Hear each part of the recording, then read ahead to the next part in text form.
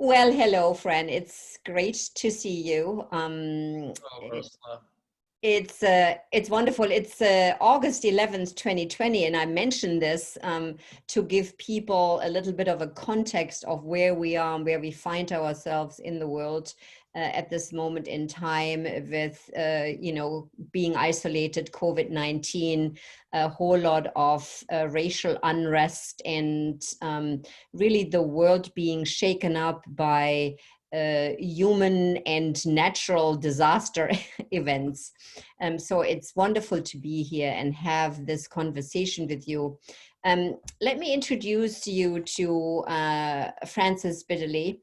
He leads a wealth management team for a major Wall Street investment bank. Since graduating from Rutgers University in New Jersey with a Bachelor of Science degree in business management, Fran has spent the last 32 years committed to helping his clients make wise and well-informed decisions about their money and help enable them to achieve all that is most important to them. Fran has also been recognized 5 times by Barron's Magazine as one of the nation's top financial advisors. He is also, and this is another side of Fran, he's also the author of the book, The Yoga of True Wealth Management. And I want to lead off our conversation with a quote, first of all, from Rumi, and then a comment that's on the back of the book that I think is beautiful and is really enlightens who you are, part of you, and our conversation around consciousness and prosperity. So the Rumi quote, and I told you earlier on that I am just really love Rumi. So it's perfect that that's on the back of the book. Man is a captive on earth. His body and his mind are his prison bars. And the soul is unconsciously craving to experience once again the freedom that originally belonged to it. And that freedom that is found in consciousness, that freedom that is found in love, is part of this beautiful book, The Yoga of True Wealth, and part of your perspective, your teaching, your learning, and your wisdom. The other thing that is being said at the back of the book is, could it be that the essential missing asset class in the entire investment landscape is about to be enriched with a healthy allocation? That ingredient is nothing less than the human heart and the life-changing power of faith and love. And that gives me goosebumps. That gives me chills. So let's start off, Fran, with this question that I am here as a coach and all my work with, in profound growth is really at the heart, and that is, prosperity and consciousness. And looking at the quote in the book, it's nothing less than the human heart and the life-changing power and faith and love. How do you think prosperity and consciousness, what's the relationship? What's the connection? Well, I think in my life, and I'll try to speak just from my own experience. I had a major turnaround in my life when I was young, 21, and it was a kind of a surrendering, if you will, of the way that I was thinking and the way that I thought life was meant to be lived, and filling it with goodness and changing, and that we really are like an open landscape, that consciousness is awareness, is full potentiality, and to get moving towards what we want to manifest, we sort of have to get emptied. And a lot of times, to get emptied, many of us have to have some sort of pain, some sort of suffering. That is the life experience of everyone. If we live 85, 100 years, or if we live 45, or we all know that there's, we age and the body ages, and all the great wisdom traditions are pointing to this. How do we get that peace that passeth all understanding? How do we find the real meaning of life and the true self? Who is the real, who am I really? And, in my experience, it was, having just wasn't really going down the right path as far as studying, etc. And I just kind of had an epiphany awakening, and finished school with wonderful grades in about 2.5 years, when I had only 15 college credits in the first 3.5. But it was a deep, deep surrendering to a higher power, to this, and all the great teachers, whether it's a common day teacher like Eckhart, or a great master like Jesus or Buddha, they're all pointing to this beyond the mind. Beyond the mind. You see, we get in and we hold the bat too tight in life, and we can't really play, it's the way we are with our talents. Yeah. And, we have tremendous talents. Everyone has tremendous talents that are deeply seated. And the only way for them to manifest is to kind of get emptied, and then to start and to kind of start constructively moving towards them. But for me, it was a deep, it was a spiritual experience. So spirit is the same as consciousness, as opposed to form. And we need to see that everything, we don't have all the answers. And when we're humbled and we take a step back and we realize that, we didn't have an appointment to be here in the first place. We came in through our mothers, and it was a spontaneous experience to be here. So we need to get humbled, and through humility, the grace can flow. I love the word, both emptied, surrender, and humbled. I think there's sort of 3 ingredients is almost in the same bucket. What I see in my work as a coach is that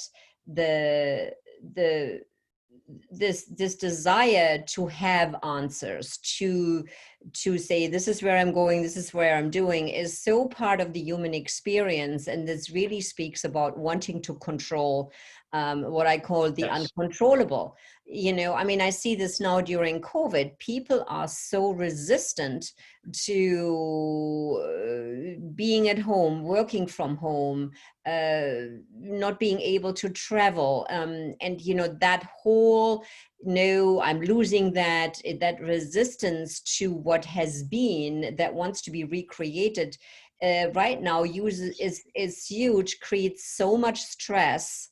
So emptying. And it's the mind. Yeah, and that's just the mind. That's just thoughts. These are our thoughts. I always say to friends and that, if we're going to think, only righteous thoughts, only good thoughts, but there is a power beyond the mind. Now, when you're asleep at night, your heart keeps beating, your body keeps functioning, and you're not in control. So when we let go of the ego in our affairs, and, I don't care whether you have 3 World Series championships, 5 Super Bowls, the greatest Hollywood actor, everyone is going to go through this process that I spoke about earlier of aging, etc. Some folks who used to be stars 40 years ago, no one even knows their name. So if you can almost die to your ego, that opens up the potential of what we really are, our consciousness. And it's vast. And if I told you, if you knew me at 19 or 20 and you told me, the things that I manifested, you'd say, oh my God, I can't believe that. But you know what? Today, I'm not about what I manifested or what I developed with form, including, I have beautiful children, beautiful family, been married 33 years. What's important is the spirit that is happiness prior to thought. Well, I think what you're bringing up right now is a really interesting point. I think especially as it relates to abundance, prosperity, and wealth, there is, I think, certainly in the Western culture, we are trained to look at form. I know you have three daughters at various, ages. And I remember when our kids were ready to go to college, the conversation on the bleachers during swim meets was, where is she going? What degree? Da, da, da, da. And I have to tell you, those conversations drove me absolutely crazy. um, because even though this has been now, this has been 20 years ago already, at the time I realized it wasn't about the form, but it was about the essence. It was about the experience of the heart, that the decisions where to go and what to do need to be guided by, rather than the form. And I think in our Western culture, we are too trained to look at form. That is title and where to live, what house to buy, which car. That's all Yeah, form. It has ultimately nothing to do with the essence of who we are and what we want to experience. right. To know the self, whether it was Shakespeare or Socrates or Jesus or Buddha, uh, to thine own self be true, and to know thyself. It's a path of realization. The wonderful Vedas in the East talk about self-realization, or knowing the self, being the self. So it's a non-egoic experience. We are the dance. The dancer becomes the dance. We're in the life. We're enjoying life, but we don't take ourselves as the mind body to be the most. That there is a power beyond that put us here, that takes care of us. And if you can get there two ways. One is surrender, and the other is to know yourself, truly know yourself. And I mean, that's asking the questions, who am I? And those are beautiful questions, because when you get all the way back to the I am, instead of being I am my daughter's, my daughter's an attorney, I am the father of an attorney, or I am a wealth manager, or I am, a member of XYZ country club. Those are all things that are not permanent. But Yeah. what's permanent is the essence that you mentioned. Yeah, no, absolutely. And funnily enough, I think COVID is really challenging people to look beyond this. I am this form, I am this, and we all have to be more creative to really come to know thyself and look at essence, what makes us happy, what brings us joy, because so many of the distractions have been taken away, whether it's going to sporting events or theater or dinner parties, But all the of that is reality gone. is the happiness, real happiness is our true nature. The Hindus call it Sat Chit Ananda, existence, knowledge, bliss. Absolute. So it's sort of like the 3-year-old, the 2-year-old at Christmas. And then somewhere around 5 or 6, we become, our name and our possessions. It's my toys, me, Yeah. mine, I, me, mine, I. So I would say for my experience, the surrendering and then the reawakening. But I am not the doer today. I never was the doer. I did not finish school in 2.5 years. And I told you I get a little emotional about it, but there's a higher power that if surrendered to, if you let go and let God and let love take over. And we're all human beings. We're embodied in a physical body. We have to embrace that. We're not perfect. No one's going to be perfect. I'm in the financial business. It's stressful. There's a lot of thoughts. We're making decisions Yeah. all the time. We're constantly making decisions. And right and wrong, we're right away, we know whether, the next tick on the exchange tells you whether that decision was a good or bad one. In essence, we're really long term. But the bottom line is there's a peace that passeth all understanding, and it is consciousness. All the great teachings point to what we really are is, this awareness, loving awareness experiencing. And it's very hard because we're very attached through the the senses, the touch, the smell, the Yeah. sight, and so I think you're seeing awakening in society, through this COVID. Not that last week we had a major storm here in the East. and our, not only was the power out, but we had no internet, and of course we're not in the office.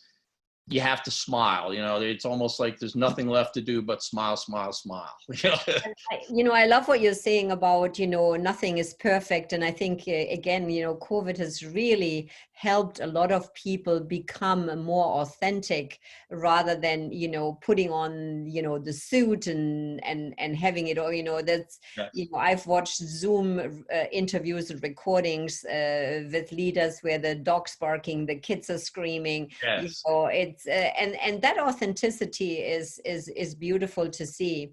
It is. So I want to ask you something. You've worked with, hundreds and hundreds and hundreds of people around, wealth and prosperity.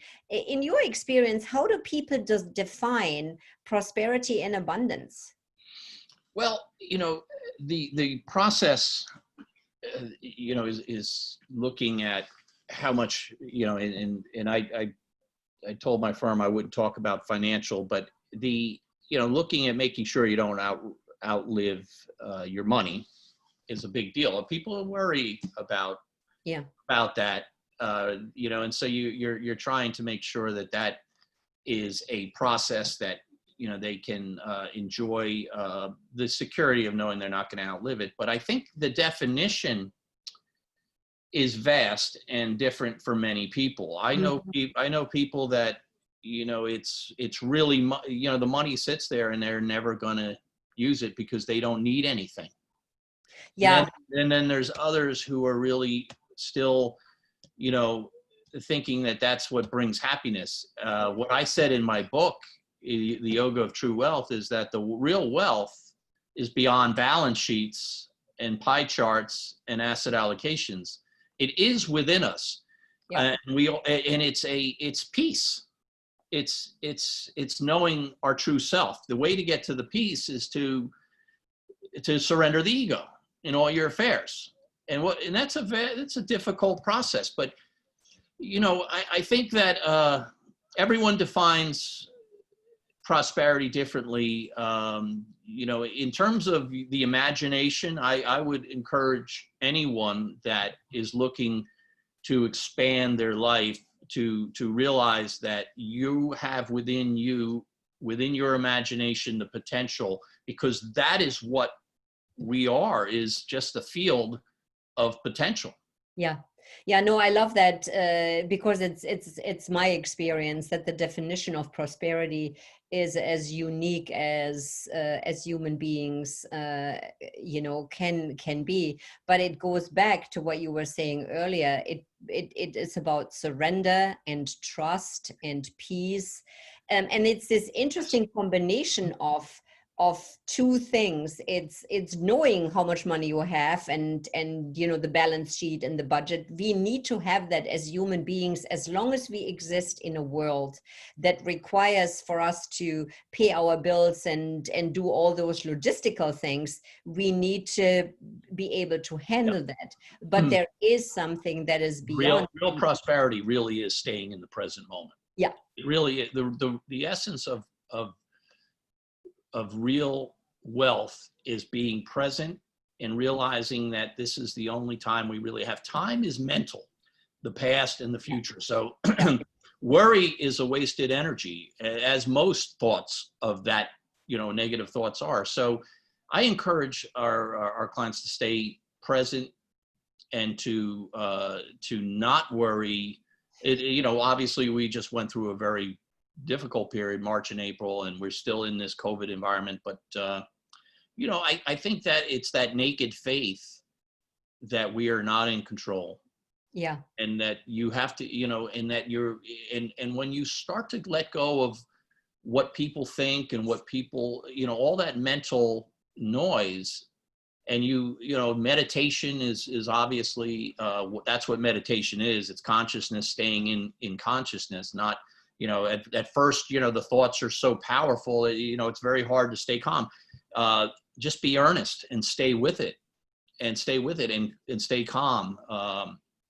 But it's so vast. It's so beautiful. The spiritual potential is, to me, it's the most important part of life. That's really what we're here to do. And it, it's a paradox, because even the great Saint Francis said, that which is being sought is the seeker himself.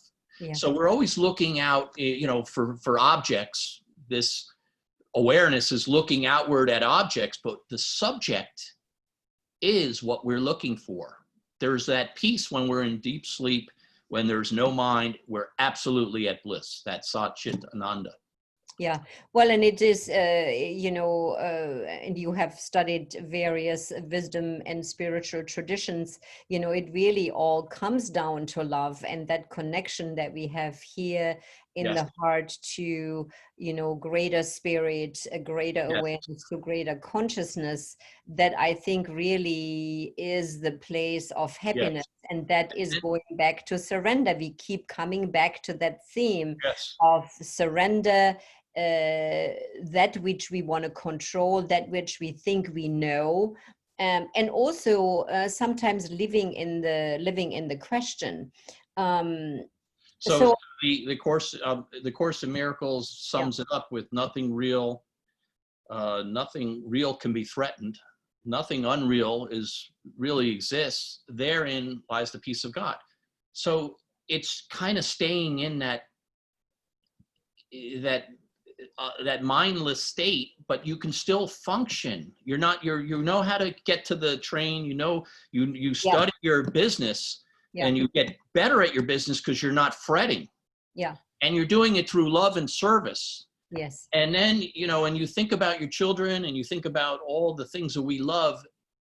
It's not permanent. Your love is here. You leave your love, but you stay in that awareness of being. It's it's really that simple. One of the great teachers, Ramana Maharshi, once said, the greatest line in the Bible was, be still and know that I am God.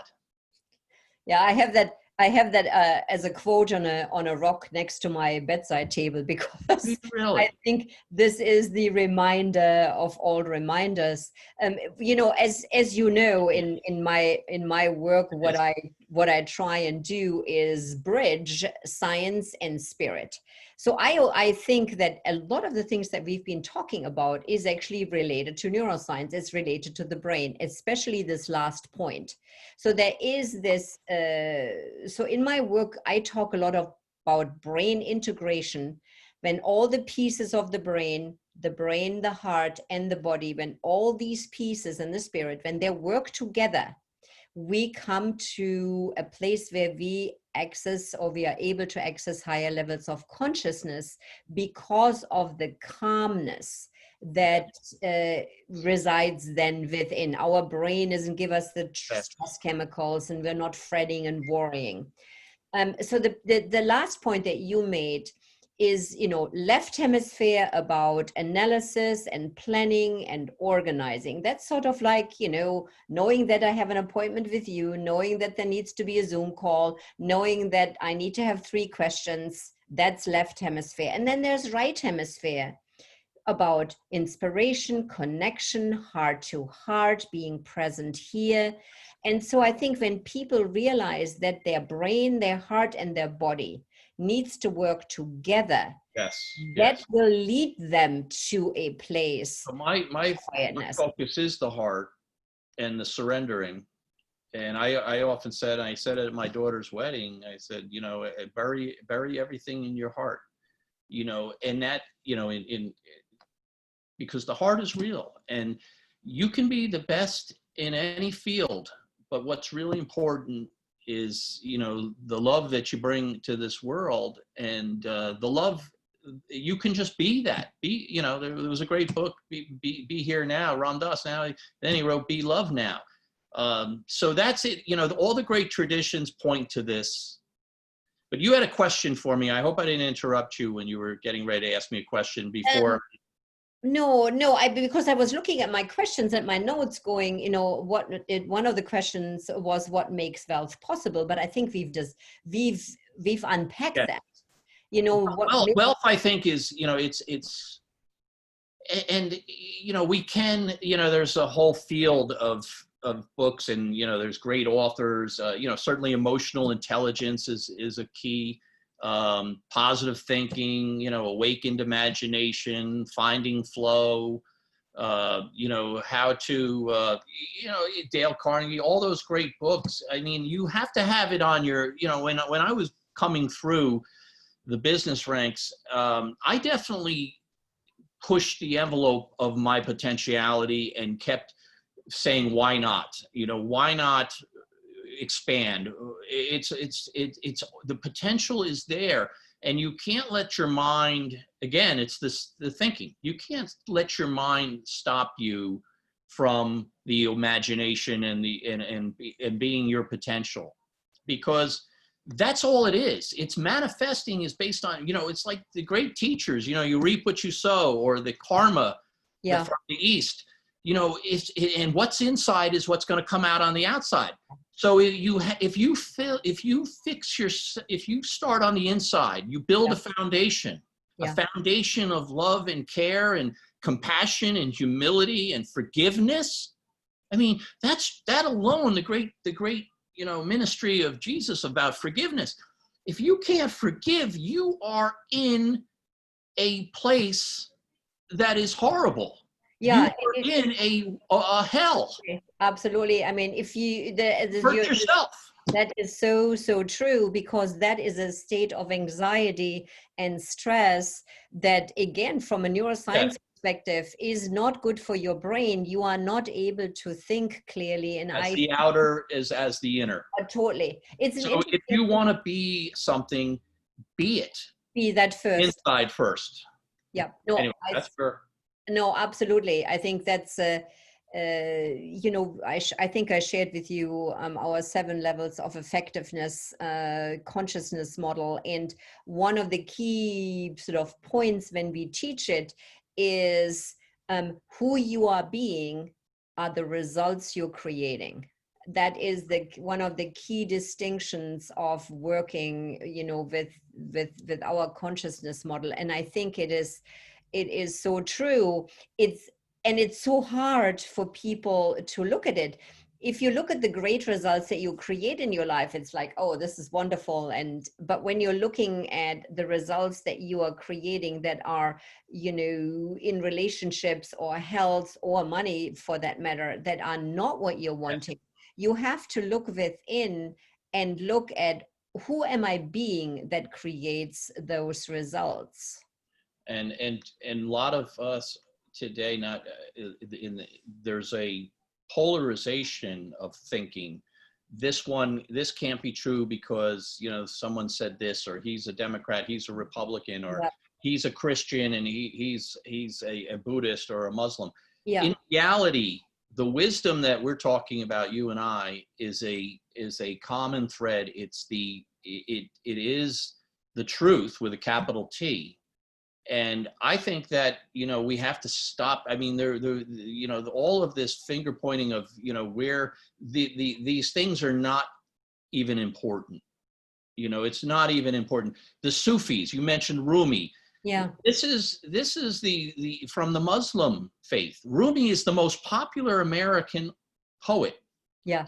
He was in love with the bhakti, the love of God, the devotion to God. Yeah. It doesn't, whether he was in Sufis were amazing. It doesn't matter, Muslim, Christian, Jew. Jesus spoke so profoundly about this. He said, I came to destroy all these rules, these laws. It's really what he taught. It's what Buddha teaches. But it's okay to go down one path, because to get to the water, you do need to go down the well deep. Yeah. You have to go deep into the well. So these traditions are all beautiful. And, I'm a mystical Christian. I love Jesus. And that's the hat I'm wearing when I go into the Hall of Fame. But I learned so much from the Hindus. If I hadn't studied, Buddha and the Hindus and the great Vedas and the Bhagavad Gita and Krishna and Lao Tzu, the Tao Te Ching and the Course in Miracles and the Dharmapada, and all of these traditions, because they're pointing to the Zen. What is Zen? It means stop thinking. Yeah. They're all pointers essentially to the true nature of who we were at the point of creation, which is love. Yes. And every single tradition points to that.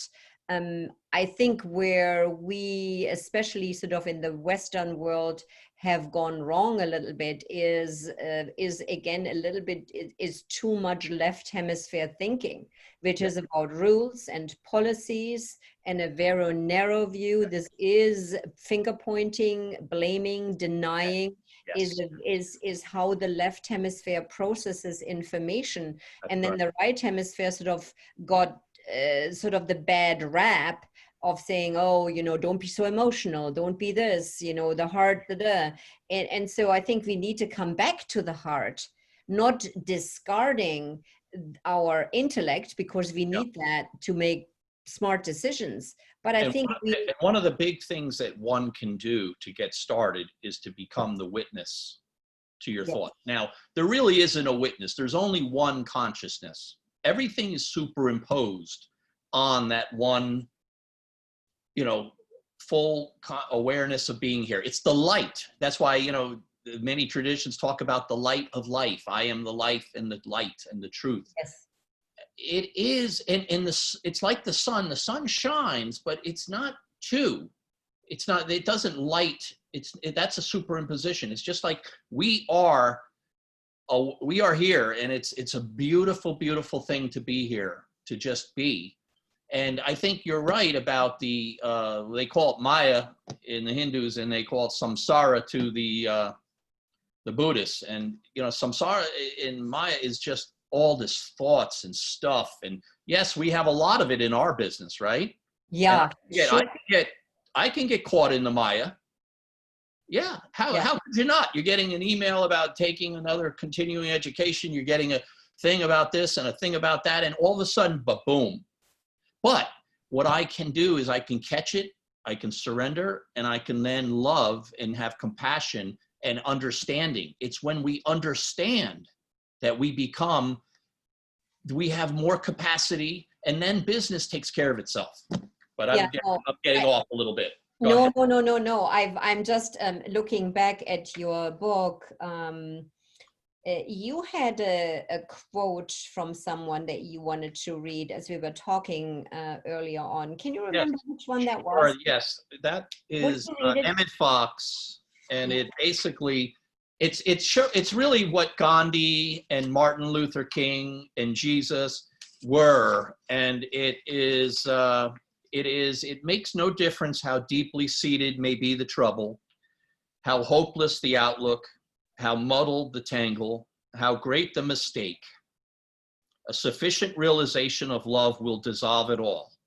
If only you could love enough, you would be the happiest and most powerful being in the world. Emmett Fox.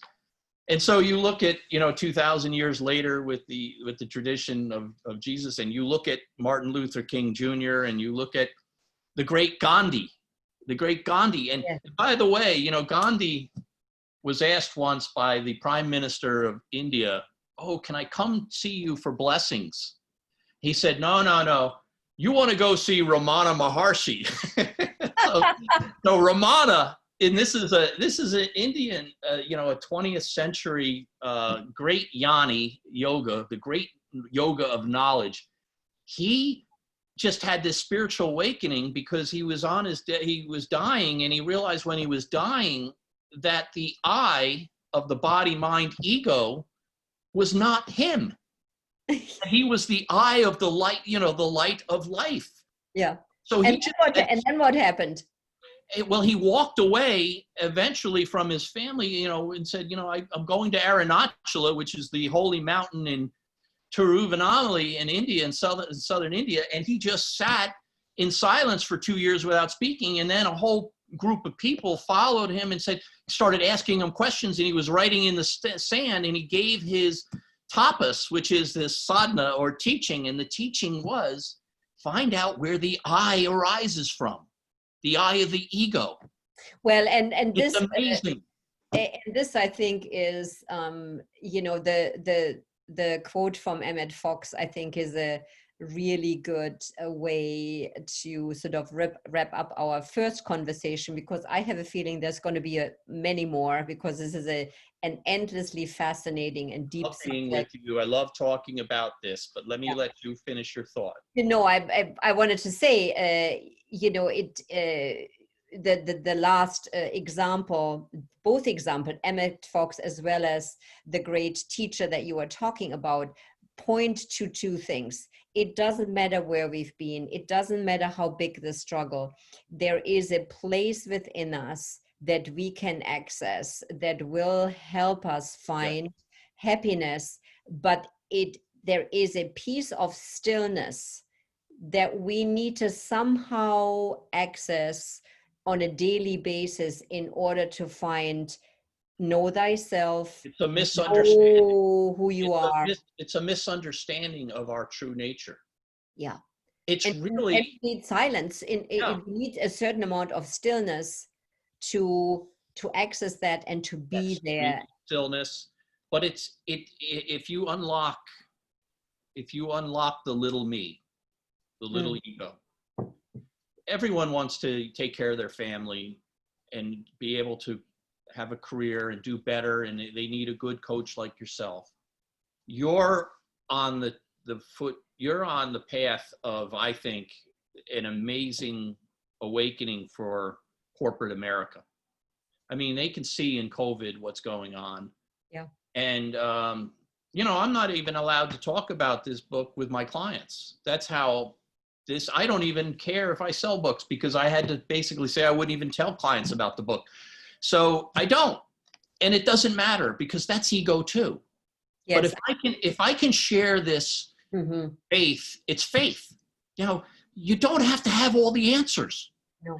A great coach like you can help someone find them and take them through their path and do their sadhana, their practice to awaken. Awakening is really what it's about. It's self-realization, finding your truth, taking away the covering of this sun, which is what we really are. The sun within, one teacher used to say, within you is the power of 1,000 suns that knows the way. Wow. The letting go and letting love, letting go. So even, addictions and problems, people have serious, serious troubles. And anything, as Emmett Fox said, this is love. This is the potential of life is love. And that, I'm going to stop there. Yes. I'm going to stop on that thought. I think I will not add anything, because that is the point of our being here. It's an interesting thing. I lost my mom 2 years ago, at the age of 92, and I often use her life as an example. She was not famous. She had not acquired any wealth. But when she was gone, the love and the empathy and the kindness she showed to the people that she was with was her greatest contribution. She was, in the reality of the world, an unknown, a little old woman living in the southern part of Germany.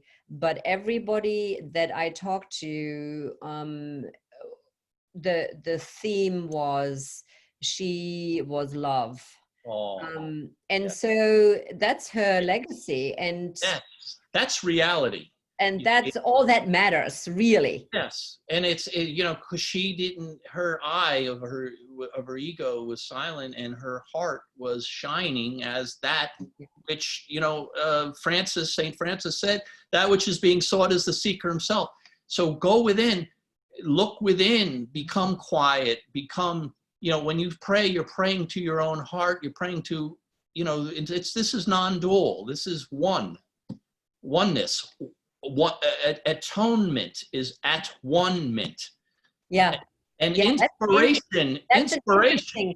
That's Yeah. interesting. I love that. And inspiration is in spirit.